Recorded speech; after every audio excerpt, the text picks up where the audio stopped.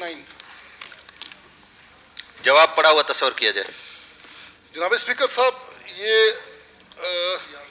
तकरीबन कोई जैसे जाबिद अली रेखी साहब ने भी ये निशानदेही की है, मैं भी इस बात की अपने हल्के में निशानदेही करूँगा कि तकरीबन 11 बॉयज़ स्कूल है और एक फुटबॉल ग्राउंड है, एक रूरल हेल्थ सेंटर है, ये ताहाल नामुकम्मल पड़े और बिल्कुल 80% इसमें काम हो चुका है, 20% काम बकाया है।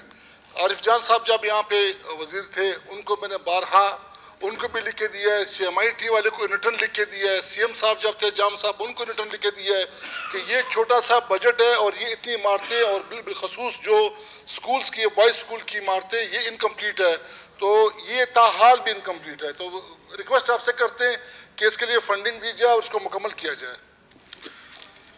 जनाब स्पीकर साहब, गुजारिश ये है कि आपको पता है कि हमारा इस साल में जो एलोकेशन हुई है वो मैं चेक कर लूँगा, मैं अपनी रिपोर्ट CM साहब को दे दूंगा, क्योंकि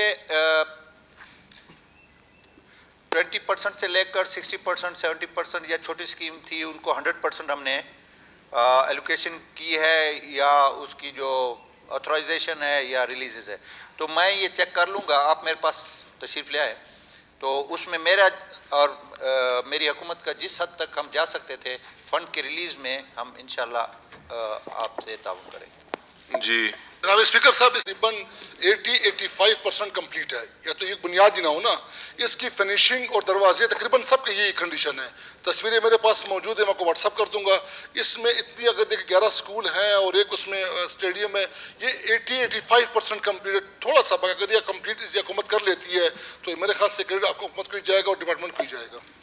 गुजारिश है देख लेंगे और फाइनेंस और PND से हम रब्ता कर लेंगे, तो अगर छोटा मोटा अमाउंट इन्वॉल्व था तो मैं रिकमेंड करके CM साहब के पास भेज दूंगा। अगर तो वो एलोकेशन हमारी वो सारा बजट डिस्टर्ब होता तो फिर उसको उसके तरीके से रिवाइज बजट में हम उसको ले आएंगे। शुक्रिया।